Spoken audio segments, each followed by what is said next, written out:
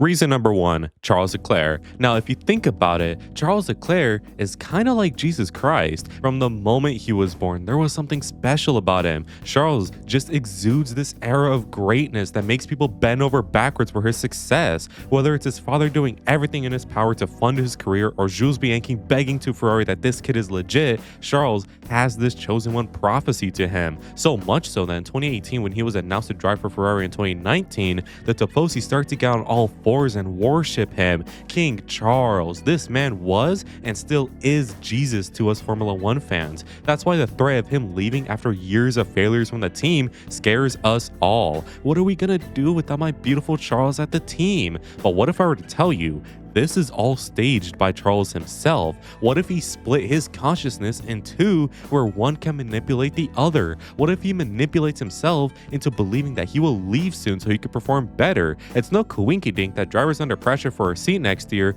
generally perform better. Of course, there are outliers in this, but think back to amazing seasons by drivers such as Checo in 2020 or Carlos in 2024. When they were under threat to not drive for the following year, they performed the best they had ever done in an effort to stay on the grid. What if Charles and his two consciousness are playing this game with themselves so he could buff his own stats and drive the best he has ever done to win that mother freaking title? And before you losers want to comment, wow, really scraping the barrel with this one, or something like that, Light Yagami and Death Note played with himself in a strikingly similar way, and as we know, that was based on a true story. After 2023, Charles ironically found God and spoke with many therapists and psychologists. As someone who is studying psychology in college and nearly graduating soon, I can tell you there are ways to trick your mind into performing better in a healthy way, and I believe Charles is doing this. 2024 was a little tip of the iceberg, 2025 was a strengthening of it, and 2026 will be the year Charles Leclerc lays down the pipe on the grid and shows everyone why he is that guy. He is the chosen one, the Lisan Al Gaib,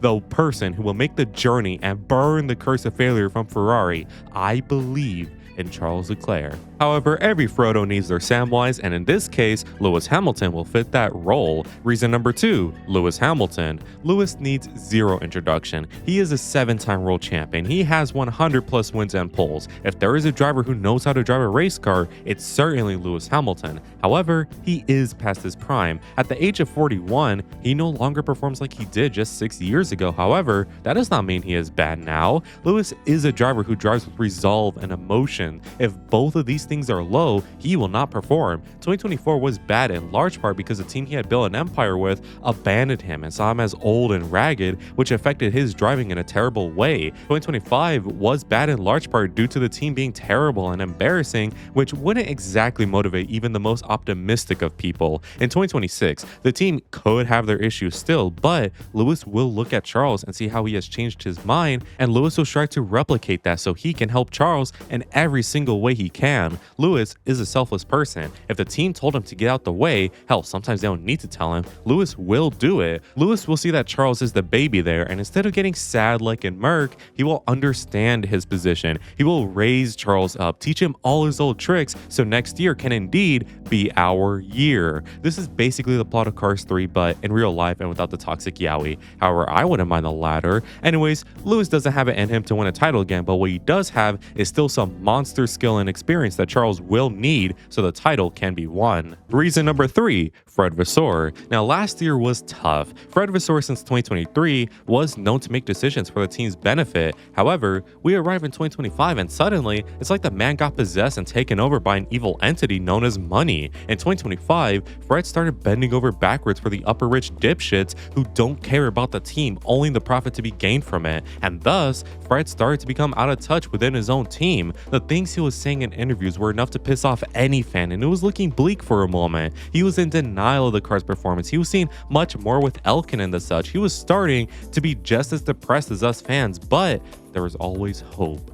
Well, I mean, not really, because technically nothing has changed yet, but hear me out. What if this was all done in an attempt to launch a coup within the team? He is on the nice list with the big bad Elkin, so that when the time is right, he could stick a dagger in his back and claim the throne of Ferrari. Under his new rule, competency would come back to the team. Strategies won't be abysmal dog shit anymore. Brilliant minds from other teams will join ours, whether they were poached or because they simply want a piece of our pie. Profit will be forgotten about in the form Formula One team, and performance and result will once again be the backbone of our identity. Now, what's my evidence for this?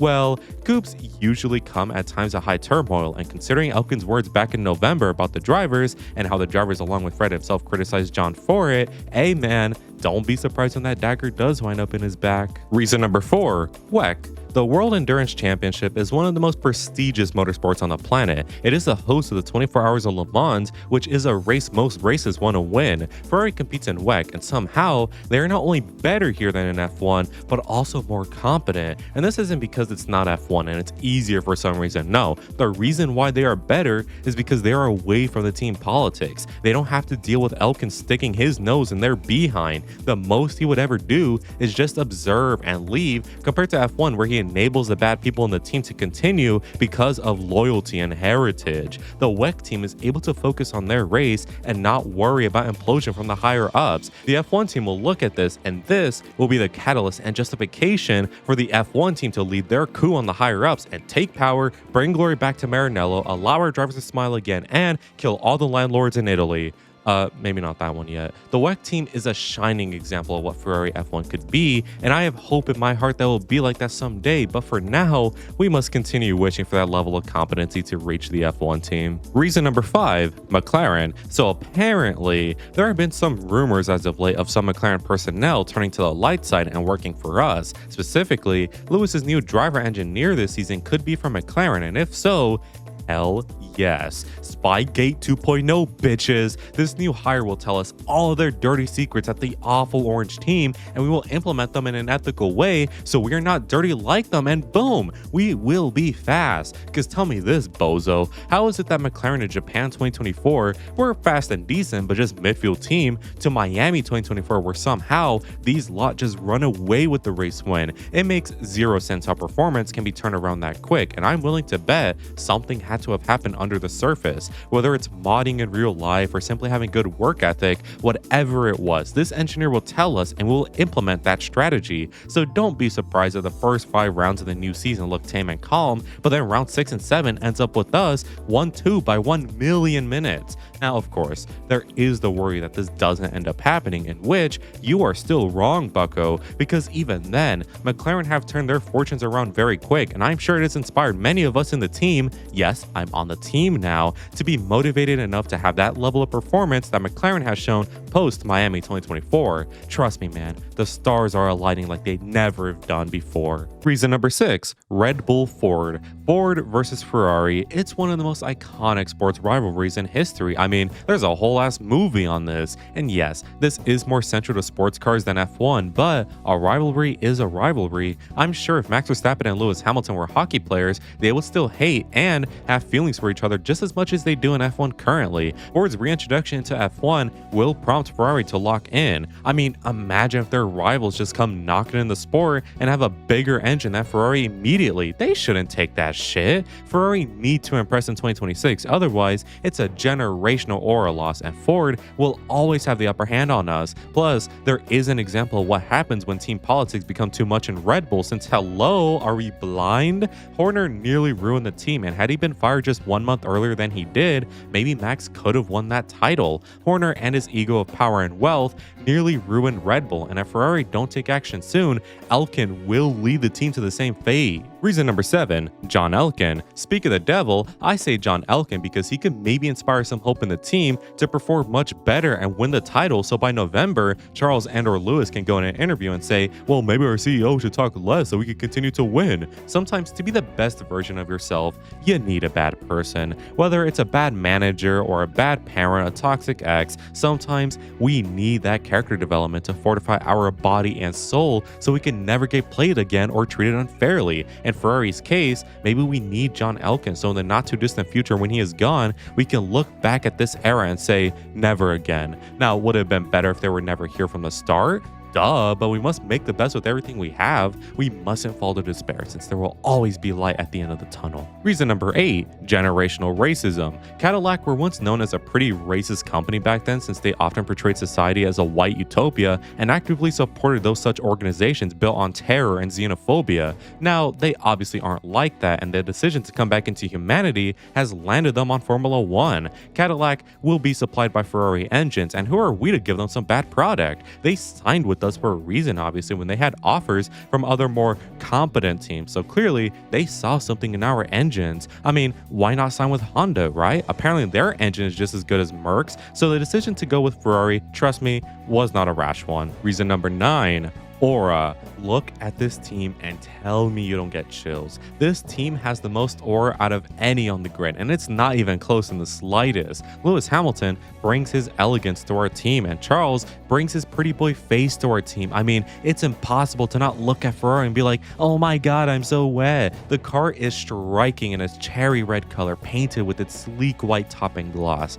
The team kits have this royal look to them. The factory and private track, which we owned by the way, gives us our old and historic look, and come on man, this is a team that knows how to pose. Reason number 10, Audi. When I say Audi, I mean Mattia Binotto, since yes, he is there. Imagine the scenes if Audi are better than us next year. I will kill myself in front of his family because that means Binotto was right all along. Right about what? Who knows? But the fact he ruined the team in 2022 and now can lead a great one in 2026 is just unfair. We cannot allow Binotto to be better than us next season, and I'll be damned if he is. Not with their ugly ass car too. Reason number 11, F1 25. Lewis Hamilton was the cover star for the latest F1 game, and with the F1 26 game being a paid DLC instead of a full-on new game, so F1 27 can be a huge revamp, what better time to revamp the team as well? Lewis gave us this insight last year. Ferrari want to be cover stars again in 2027, so they're going to revolutionize the team and be successful so both Charles and Lewis can be on that cover in 2027. The greatest honor any athlete can get is being on the cover for the sports game you are a part of, and totally doesn't lead them into having a bad next season.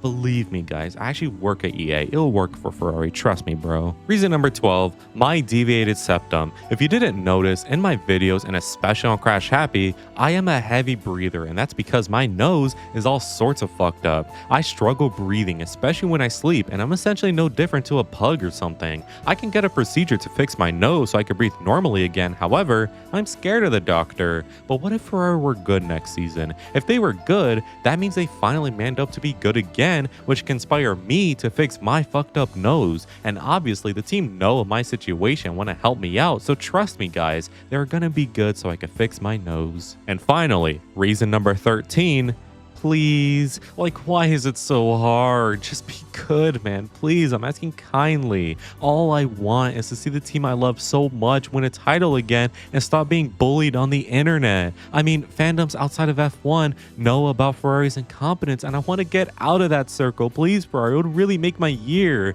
And if they fail, then I want them to know I'm a Make-A-Wish kid, and if they fail, I die. You wouldn't want to kill me now, would they? So those are my 13 reasons why. On a real note, I have no clue what Ferrari are going to do next year, and you know what? It gives me peace of mind, because last year I believed they were going to be good as hell, and when that didn't happen, it messed me up, man. So surely it cannot go lower than that, right? Anyways, I want to give a quick shout out to all members of the flock for their continued support. Make sure to join if you want cool benefits as well as just helping me out. Anyways, if you enjoyed today's video, make sure you leave a like and subscribe since it really helps me out. Make sure to let me know in the comments what you think of this, and as always, have an amazing day. Good weather for the duck.